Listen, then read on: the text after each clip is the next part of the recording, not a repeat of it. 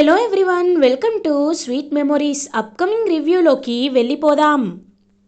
మీనన్కి help చేస్తుంది నిషిక కాదు, వైజయంతి అనే ఒక అతిపెద్ద ట్విస్ట్ అనేది రివీల్ అవుతుంది కదా. వైజయంతినే మీనన్తో డీల్ కుదుర్చుకొని ఆ రోజు డైమండ్స్ని సప్లై చేసినట్లు మనకి మొత్తం బ్యాక్ స్టోరీ అంతా తెలిసిపోతుంది. సో వైజయంతి మీనన్ని కలిసి, ఇదిగో అయ్యా మీనను, నాకు నా ₹1,00,00,000 ఇస్తే నేను వెళ్తా అని అంటుంది. ఇదిగోండి మీరడిగిన ₹1,00,00,000 అని ఇంక బ్యాగ్ని ఇస్తాడనమాట మీనన్. వెంటనే వైజయంతి ఆ నోట్స్ అన్ని చూసి చెక్ చేసుకుంటూ ఉంటుంది. ఏంటి, ఏం చూస్తున్నారు అని అడుగుతాడు మీనన్. ఏమో, మీరిచ్చేవి దొంగ నోట్లో మంచి నోట్లో తెలుసుకోవాలి కదూ, అందుకే చూస్తున్నా అని అంటుంది. నేను మీకు లేడీ ఫాక్స్ అని కరెక్ట్గానే పేరు పెట్టాను, తగ్గట్టే ఉన్నారు. ఈ మీనన్కి మోసం అనేది బయట వాళ్ళని చేస్తాడు, నా అనుకున్న వాళ్ళని కాదు. ఇంక మీరు వెళ్ళండి అని అంటారు. ఇంకెప్పుడైనా ఏదైనా డీల్ కావాలంటే నన్నే అడగాల అని వైజయంతి ఇంకా 1 crore బ్యాగ్ తీసుకొని అక్కడి నుండి వచ్చేస్తుంది. మీనన్ కరెక్ట్ టైంకి కరెక్ట్గా దొరికారు, యువరాజ్ కంటే ఈవిడ తెలివిగా ఉంది అని మనసులో అనుకుంటూ అక్కడి నుండి వెళ్ళిపోతాడు మీనన్. ఇది ఇలా ఉండగా జగదాత్రి కేదార్ ఇంటికి రీచ్ అవుతారు. కౌశికి పాపం అలా కూర్చొని ఆలోచిస్తూ ఉంటే కీర్తి పాప ఏడుస్తూ ఉంటుంది. ఇంకా వెంటనే కౌశికి, వదిన బాధపడకండి, ఒక్కొక్కసారి ఇలా జరుగుతూ ఉంటాయి కదా వదిన అని ఇంకా అలా కన్సోల్ చేస్తూ ఉంటారనమాట కీర్తి పాపని అండ్ కౌశికిని, జగదాత్రి అండ్ కేదార్. అయినా వాడికి నాతో ఏం పని దాత్రి, ఎందుకు నన్ను టార్గెట్ చేశాడు అని అడుగుతారు. వెంటనే కేదార్, అక్క మేము న్యూస్లో చూసాం, ఈ మధ్య మన సిటీలో చైల్డ్ ట్రాఫికింగ్ ఎక్కువైందంట, అందుకే కీర్తి పాపని కిడ్నాప్ చేయాలనుకున్నాడేమో, అది జేడీకేడి వచ్చి మిమ్మల్ని సేవ్ చేశారు కాబట్టి కీర్తి పాపని వాడు కిడ్నాప్ చేయలేకపోయాడు అని అంటారు కేడి. అది నిజమే అని మాట్లాడుకుంటూ ఉంటే కరెక్ట్గా వైజయంతి వస్తుంది. ఇప్పుడు ఎలా అయినా నటించాలా, నేను లేనిపోని పర్ఫార్మెన్స్లు ఇస్తేనే ఇక్కడ అందరూ నన్ను నమ్ముతారు అని మనసులో అనుకుంటూ లోపలికి వస్తుంది వైజయంతి. వచ్చి, అమ్మి కౌశికి ఇప్పుడు ఎట్లా ఉండేది, కీర్తి బాగానే ఉందా అని అడుగుతారు. కీర్తికి ఏమైంది అత్తయ్య గారు అని అడుగుతుంది కావాలని జగదాత్రి. ఏమైందంటావేందమ్మి, కీర్తి పాపని ఆ మీనన్ కిడ్నాప్ అని ఆగిపోతుంది వైజయంతి. ఒక్కసారిగా ఫ్యామిలీ మెంబర్స్ అందరూ షాక్లో ఉండిపోతారు. ఎందుకంటే అసలు కీర్తి కిడ్నాప్ అయ్యిందన్న విషయం కౌశికి జగదాత్రికి కాల్ చేసింది కాబట్టి జగదాత్రి కేదార్కి తెలుసు, ఇంటికి వచ్చి సుధాకర్కి చెప్పారు కాబట్టి సుధాకర్కి తెలుసు, మరి ఇంట్లో లేని వైజయంతికి ఎలా తెలుసు అని అందరూ షాక్లో ఉండిపోతారు. ఇంక వెంటనే చూస్తూ ఉంటుందన్నమాట వైజయంతి. అత్తయ్య గారు, కీర్తి పాప కిడ్నాప్ అవ్వబోయింది అనే విషయం మాకు మావయ్య గారికి తప్ప ఎవరికి తెలీదు, ఈ విషయం మీకెలా తెలిసింది అని అడుగుతుంది జగదాత్రి డౌట్ఫుల్గా. ఇదేంది ఇలా అడ్డంగా దొరికిపోయి ఉండాను, ఇంకేం లేదో అని చెప్పి మనసులో అనుకుంటూ, అదేం లేదమ్మి, అటువైపుగా కారులో పోతా ఉంటే నేను చూశాను, చూసి అర్థం చేసుకున్నాను, అయ్యో ఏమీ కాలేదు కదూ, అంతే అంతే అని చెప్పి అలా అక్కడి నుండి అయితే వెళ్ళిపోతుంది వైజయంతి. ఇంకా వైజయంతి యొక్క విచిత్ర ప్రవర్తన బిహేవియర్ని చూసి జగదాత్రి కేదార్ డౌట్ లేదు, ఖచ్చితంగా నాకెందుకో మన వైజయంతి అత్తయ్య గారిపై అప్పుడప్పుడు డౌట్గా ఉంది. ఎందుకంటే తను ఇంత టెన్షన్ పడ్డం నేను ఎప్పుడు చూడలేదు, ఎప్పుడూ ఆవిడ చాలా కాన్ఫిడెంట్గా ఉంటారు, కానీ ఇంతలా టెన్షన్ పడుతున్నారు. మీనన్ కోసం పని చేసేది ఆవిడే అయ్యుంటుందంటావా అని అంటారు. లేదు దాత్రి, వైజయంతి గారు అలా చేస్తారు అంటే నేను నమ్మలేకపోతున్నాను అని అంటారు. నాకు అదే అనిపిస్తుంది, కానీ నిజాన్ని తెలుసుకోవాలి, అసలు మీనన్కి హెల్ప్ చేస్తున్న వాళ్ళలో వైజయంతి అత్తయ్య ఉన్నారా లేరా అనే విషయాన్ని మనం ఎలా అయినా బయటకి తీసుకురావాలి అని అంటారు. కానీ ఎలా దాత్రి, మనం ఎలా తీసుకొస్తాం అని అడిగేసరికి వెంటనే ఒక ప్లాన్ని ఆలోచించుకుంటుంది జగదాత్రి. కేదార్, మనం ఇప్పటి నుండి వైజయంతి అత్తయ్య గారిని చాలా జాగ్రత్తగా గమనించాలి, అత్తయ్య గారితో ఒక ఫేక్ పర్సన్తో మాట్లాడించాలి అని అంటారు. అంటే ఏమంటున్నావు దాత్రి అని అంటారు. అవును, మీనన్ కాల్ చేసినట్టే అత్తయ్య గారికి మనం కాల్ చేయాలి. కాల్ చేసి అత్తయ్య గారికి ఒక డీల్ ఇస్తామని చెప్పాలి. అప్పుడు అత్తయ్య గారు ఒప్పుకున్నారనుకో, ఖచ్చితంగా అత్తయ్య గారే మీనన్ కోసం పని చేస్తున్నట్టు. లేదు నువ్వెవరో నాకు తెలీదు అని కాల్ కట్ చేశారనుకో, అప్పుడు అత్తయ్య గారు పని చేయనట్టు. ఒకవేళ అత్తయ్య గారు పని చేశారు అని మనకి ఏమాత్రం క్లూ ఉన్నా జేడీ కేడీగా మారి అత్తయ్య గారికి సాక్ష్యం తీసుకురావాలి. ఎందుకంటే నేరం చేసిన వాళ్ళు ఎవరినైనా మనం నిషికాని కూడా వదిలిపెట్టకూడదు అనుకున్నాం. కానీ ఈసారి నిషిక ఇందులో ఇన్వాల్వ్ అవ్వలేదు కాబట్టి ఇన్వాల్వ్ అయిన వైజయంతి అత్తయ్య గారి మీద కూడా మనం ఖచ్చితంగా యాక్షన్ తీసుకోవాలి అని అంటారు. కరెక్టే దాత్రి. అది మాత్రమే కాదు, శ్రీవల్లిని తను నానా హింసలు పెడుతుంది. శ్రీవల్లిని అసలు తను కన్న కూతురు చూడటం లేదు. శ్రీవల్లి నిజంగా తన కన్న కూతురైతే అలా పిన్ని చేయదు. ఎందుకంటే యువరాజుని మాధవిని ఎంత బాగా చూసుకున్నారో మనకి తెలుసు. అలాంటప్పుడు శ్రీవల్లిని మాత్రం ఎందుకు వదిలించుకోవాలనుకుంటున్నారు? దీని వెనక కూడా ఏదో కారణం ఉంది జేడి. అదేంటో మనం ఖచ్చితంగా తెలుసుకోవాలి అని అంటారు. అవును కేదార్, ఈ రెండు విషయాలు ఒకేసారి తెలుసుకుంటే మనం ఖచ్చితంగా కేసుని సాల్వ్ చేయగలం, ఈ ఇంటి పరువుని పోకుండా కాపాడగలమని చెప్పి ఫిక్స్ అవుతారు జగదాత్రి అండ్ కేదార్. ఇది ఇలా ఉండగా మార్నింగ్ అవుతుంది.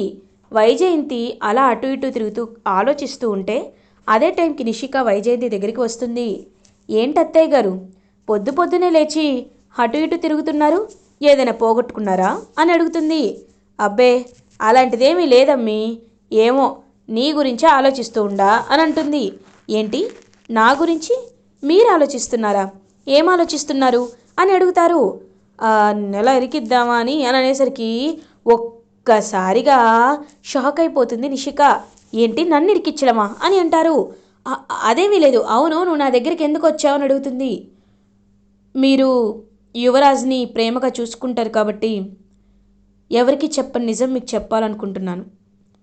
నేను ఒక బిజినెస్ని స్టార్ట్ చేశాను. మా ఫ్రెండ్స్తో కలిసి అగ్రిమెంట్ పార్ట్నర్షిప్లో ఈ బిజినెస్ని స్టార్ట్ చేశాను. సెలూన్ కంపెనీస్ 3 బ్రాంచెస్ ఉంటాయి. ఎంత కాదన్నా నెలకి 3 లక్షల సంపాదన ఉంటుంది. కానీ బ్యాంక్లో కమిషన్గా ఒక 10 లక్షలు అడుగుతున్నారంట.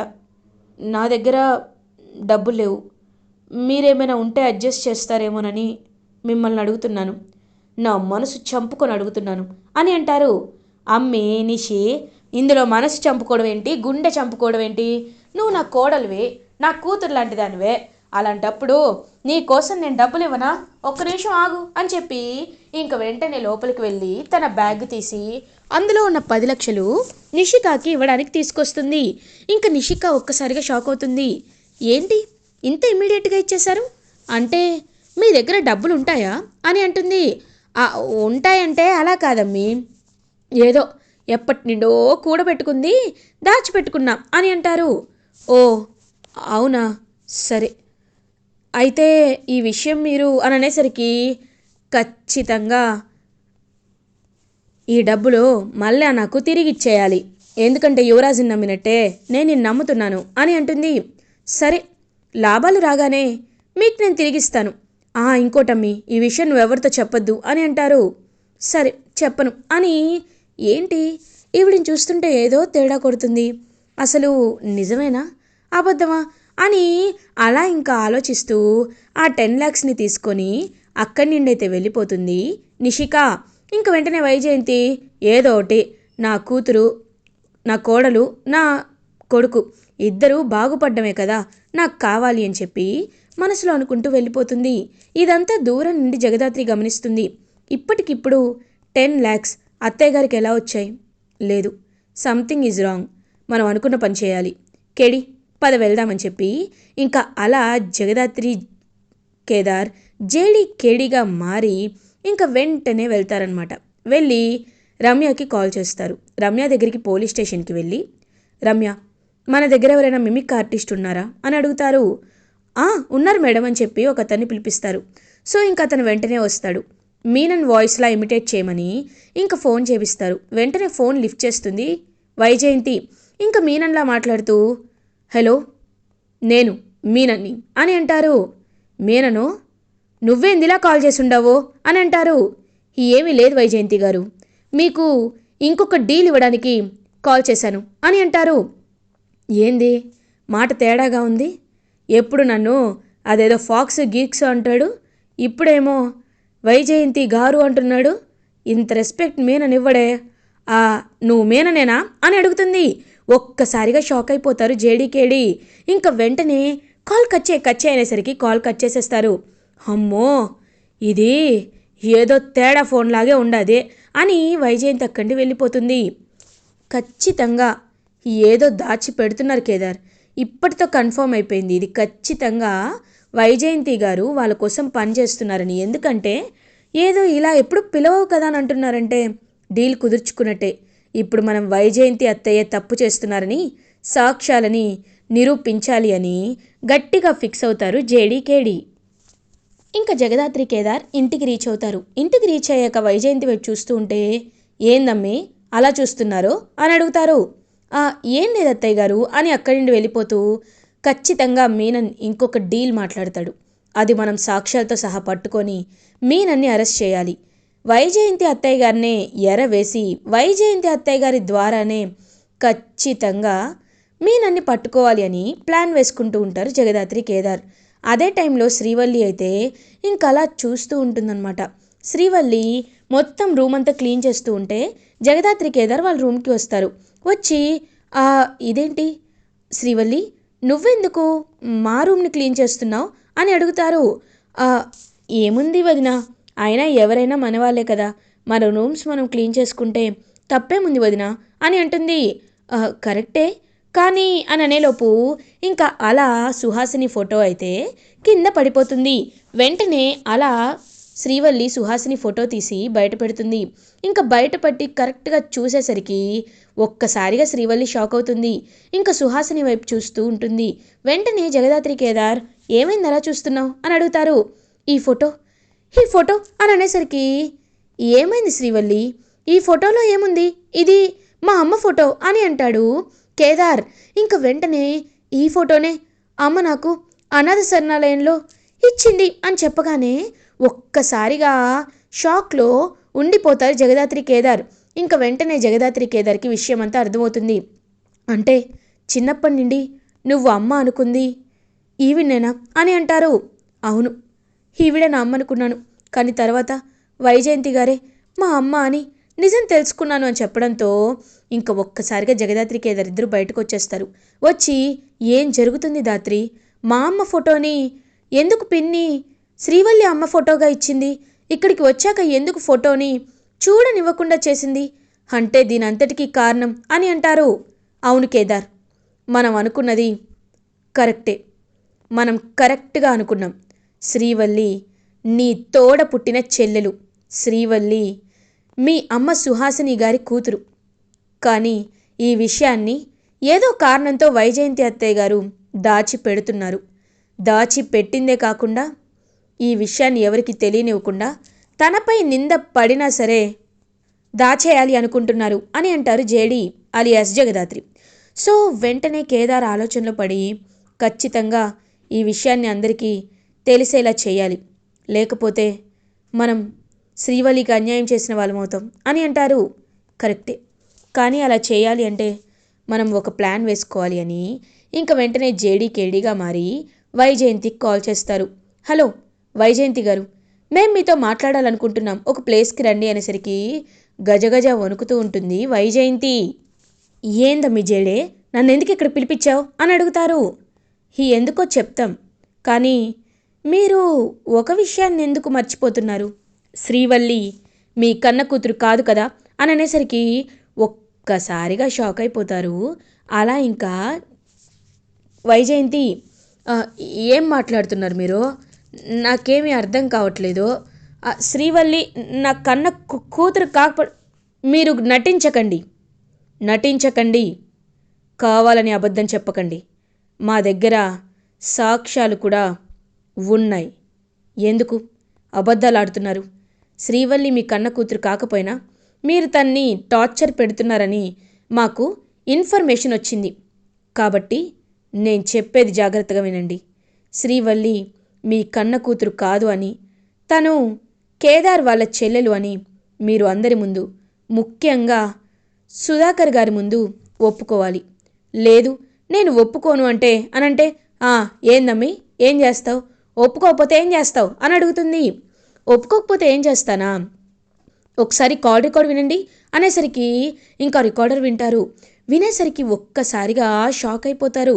ఎందుకంటే మీనంతో ఫేక్గా కాల్ చేపిస్తారు కదా, మీనన్లా వాయిస్ ఇమిటేట్ చేసి, హలో మీనను, ఎప్పుడు నన్ను ఫాక్స్ అంటావు కదా, ఇలా అంటున్నావేంటి అని వైజయంతి వాయిస్ రికార్డ్ అవుతుంది. ఒక్కసారిగా షాక్ అయిపోతుంది వైజయంతి. ఈ వీడియోని డైరెక్ట్గా మేము మీ హస్బెండ్కే చూపిస్తాం, అప్పుడు ఆయన మిమ్మల్ని ఏం చేస్తారో మీకు తెలుసు కదా అని అనేసరికి వద్దు నేను ఒప్పుకుంటాను, ఖచ్చితంగా ఒప్పుకుంటాను అని చెప్పి ఇంకా అలా వైజయంతి ఇంటికి వెళ్ళి అందరినీ పిలిచి శ్రీవల్లి తన కన్న కూతురు కాదని, సుధాకర్ కూతురేనని అందరి ముందు చెప్తుంది.